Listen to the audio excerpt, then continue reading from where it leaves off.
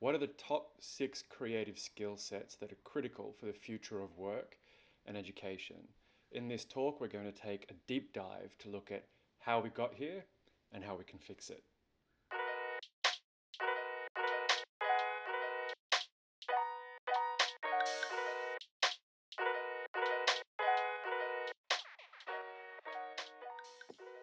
Once upon a time in Greece, circa 350 BC, Aristotle's demonstrated range of knowledge included biology, botany, chemistry, ethics, metaphysics, rhetoric, physics, poetics, political theory, and psychology. He pioneered the study of zoology and was the founder of formal logic. Now, one fateful day, Aristotle was summoned by King Philip of Macedonia to act as a tutor to his 13-year-old son. And within 20 years, this prince had conquered most of the known world as a skilled strategist, general, and politician, now known as Alexander the Great. Now, despite convention, Alexander allowed conquered societies to retain their religious and political institutions, even evolving past his tutor's belief of keeping non-Greeks as slaves. Alexander was also reportedly to be an excellent dancer. So when we review the cradle of education, whether it's the Greeks, the Romans, or the Mesopotamians, we find language and philosophy and the arts were a parallel import as math, science, and politics.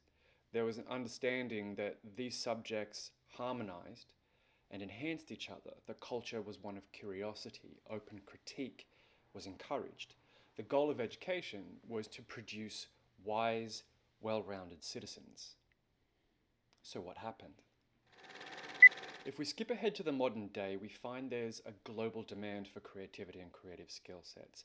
The likes of Forbes, CNBC, and the Financial Times all cite creative skill sets as the most in-demand skills to master. Organizations cite innovation and problem solving as the must-have skills for the future. Scaling in parallel, we observe an increased demand for emotional intelligence, a need for greater empathy and clearer communication. Disruptions like COVID-19 exposed a lack of ability to adapt intelligently. Now, the fact that these issues are global, they're systemic, and rife cross-industry, both personally and professionally, should tip us to the notion that something very serious is awry. Now, the global demand for creativity is a paradoxical issue. Collectively, as a civilization, we're more educated than we ever have been, and more of us are educated than we ever have been. And we're living in an age where information is abundant, it's immediately accessible, and it's free. So if there's a demand for creativity, it might be worth asking, how did we get here? And where did this demand come from? I break down in detail the reasons how and why in my upcoming book, Applied Creativity. But in short, this is a values problem. It's not a skills problem. We don't value creativity as highly as other skill sets. Over time, the Socratic model of education has been replaced by enclosed institutions. For most of us, math, science, and English were compulsory subjects where art, music, and drama were all just elective hobbies. This trend continues into tertiary education. Economics, engineering, and law carry more weight than philosophy, dance, or a secondary language. Now, why is this? Because the process of education has evolved to skill you for a singular occupation. As such, creativity has been quantified, diluted, and dismissed in favor of linear form, fitting, function. Skills such as composition, adaptability, and originality are mute within a syllabus that only requires you to read, replicate, and recite from given sources. As a result, our ability to think critically, to adapt intelligently, compose anything original, emotionally express ourselves, or connect with others has deteriorated over time simply because it isn't practiced. In short, there seems to be no applicable value, which brings us in line with the current issue, this global demand for creativity. A demand implies a deficit. If creative skill sets are in such global, widespread demand, you must first concede that you don't have them. So what are the 6 creative skill sets and how can we develop them? Imagine, if you can, there was some kind of global disruption and the standard way of doing things no longer applies. Now, the silver lining with disruptions is when something fails, you're gifted an opportunity to improve it. And this is where innovation and problem solving are of some use to improve and enhance existing systems and process. Now, your ability to interpret context and empathize with changing needs requires a level of emotional intelligence if you're going to adapt effectively. Perhaps you recognize it's more strategic to be proactive. To lead, you must move ahead of the curve and design solutions that are sustainable and mitigate risk. Now, to be proactive requires a level of composition since you're looking to create something new. So how can you effectively and reliably ideate something original?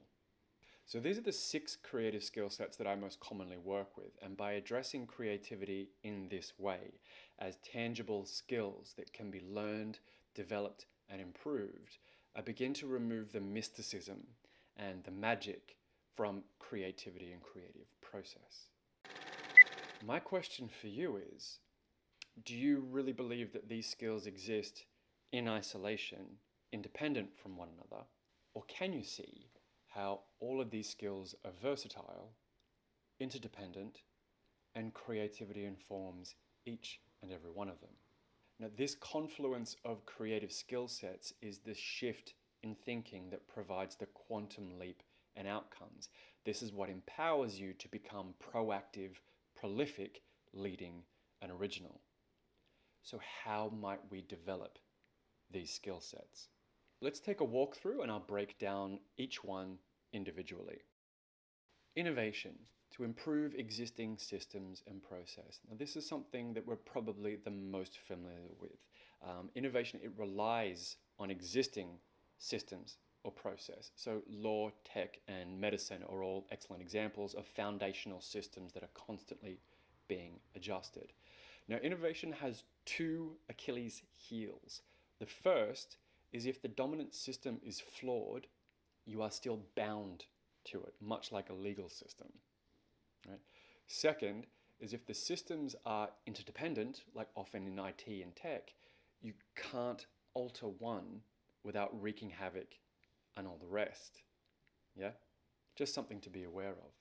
So if you're looking to improve or develop your innovative process, a really simple example is to learn how to cook. Learn the recipe, replicate the recipe, improve the recipe. Simple. This is a very basic breakdown of innovation. Learn the thing, produce the thing, improve the thing.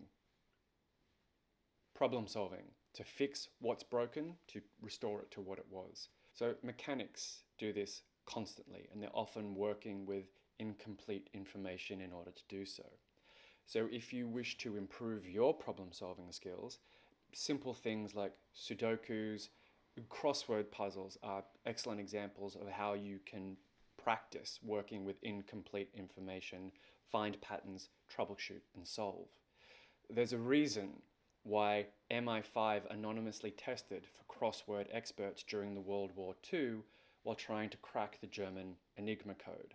There's a savvy MI5 agent who recognized transferable traits of recognizing patterns and deciphering missing information. Composition and design, the arrangement of elements to achieve the most beneficial outcome. It sounds probably a little bit abstract, but simply if you understand symmetry, then you understand composition and design. If you understand musical notes and how they join to form musical chords and how these chords can align to create musical harmonies, then you understand composition and design. Okay? A simple exercise to develop composition, you may remember a few years back the popularity in colouring in books. Yeah? Really, really simple. You're given a stencil, you choose the colours that you want to express yourself. This is a really basic and sort of childlike exercise in expression and composition. Yeah? A more technical example is conditional logic in coding. Now, do you really need 50 independent data points to arrive at an outcome? Or can we compose 4 or 5 either or questions to move our candidate to the information that they need? Yeah? The arrangement of elements to achieve the most beneficial outcome.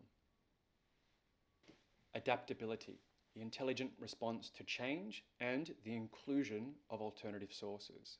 So adaptability has two independent sort of definitions, okay? Your ability to adapt, to react to something, for example, to improvise. It's a trait that's not often flexed outside of emergency responses. Now, I have developed a few notable scenarios which assess adaptability. One in particular for intelligence candidates, the hotel room, which specifically flexed their capacity to adapt and make critical strategic decisions under pressure and in real time. Only one candidate passed. So if you're interested in learning about how and why they passed, you can download the first chapter of my book on my website, and I'll just put the link below. The second definition of adaptability also includes adapting alternative sources. So your ability to look outside of your bubble and to observe other individuals, other organizations, other practices that have similarities to your own, but what you can adapt and improve from them. As an example, I was contracted to a tech startup a few years back and successfully redesigned their entire contractor business model within one day with no tech changes at zero cost by adapting a gambling algorithm. If you're interested, you can ask me how. Originality, to create something new that has never existed. Originality is interesting since it is achieved in the opposite method to how we would assume. We often feel like it's inspiration, it's that lightning bolt, it's that eureka moment that gives us an original idea. It's actually the opposite. To achieve anything original, you need a rather informed opinion of what's come before you. So, genuine originality, original concepts that are effective and useful, is actually achieved by deep introspection and research. By exploring your subject and all the way out to the edges, this is where you start to discover the fringes of what's possible, what has or hasn't been done, and allows you to critically assess what already exists. Right? In business terms, originality translates to your key point of difference, and this is how you lead, by doing something new. So originality is incredibly important as an ethic and a discipline, and something that's most commonly overlooked and dismissed as fluke or random luck. The last creative skill set is emotional intelligence, to empathetically understand different points of view. Now, this is perhaps the most complex and personal to develop, because the only way to develop genuine empathy is to feel a lot of different emotions. And in experiencing these emotions, you begin to understand how they affect you and what behavior they manifest. Now, certain areas of medicine draw these types of personalities. Nurses, counselors, psychologists, for instance. We would all like them to have a degree of empathy. However, I'm sure we've all run into one or two examples within these fields who completely lack empathetic understanding. A lot of my earlier work was designing role-play scenarios for surgeons to retrain empathy, because 5 years of intensive medical training had conditioned them to view the body purely as a machine with moving parts. Now, the safest way to explore emotion and develop your emotional intelligence is to engage in the arts. Philosophy is going to challenge your way of thinking. Film, theatre, music, going to galleries and going to museums all challenge our beliefs of who we are, how we feel, how we deal with grief and loss and jealousy and spite and lust. And this is the most important lesson I find, is that genuine emotional intelligence requires all of the emotions on the spectrum, not just the polite, sanitized version we share with friends. Right? So for healthy, robust, mature emotional intelligence, it's necessary for us to explore these areas of ourselves. In summary, by approaching creativity as 6 tangible skill sets that may be developed and improved, it also demonstrates how creative application is versatile and universal. We can observe Steve Jobs inventing a personal home computer in 1974, and we can identify how this is composition, originality, and innovation. Just as Picasso painting his weeping woman is a demonstration of composition, originality, and innovation of artistic styles. Picasso also invented Cubism, an entirely new artistic genre. And this is what elevates Jobs, Picasso, Nietzsche, Nikola Tesla, Maya Angelou, Akira Kurosawa, Aristotle, and Alexander. Creativity is the single deciding factor between those who are good and those who are exceptional.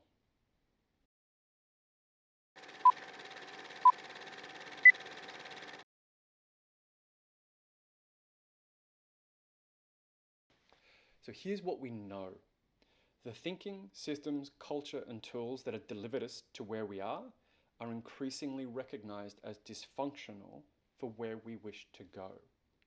Now, the good news is we are in the perfect position for a hard reset. 2,500 years ago, Aristotle and friends were aware that the knowledge of the universe was observable within their garden. It's a poetic sentiment. We are now living this reality with a universe of information in the palm of our hand. So in rediscovering the necessity for creative skill sets, should we begin to shift our values? And should our goal be to cultivate wise, healthy citizens, we begin to move towards the dawn of a second Renaissance. Imagine if every student, yourself included, could approach any topic of curiosity and apply these 6 creative skill sets. Learning, research, play, and development. How much faster and comprehensively could you process information, compare variable sources, and compose unique, sustainable outcomes? So should creativity move into focus, and should this focus move into practice, we begin to cultivate a society of Aristotles and Alexanders, of Da Vinci's and Rousseau's, who are courageous, learned, compassionate, deeply curious of the world around them, a civilization empowered by enlightened thinking rather than dependence on tools.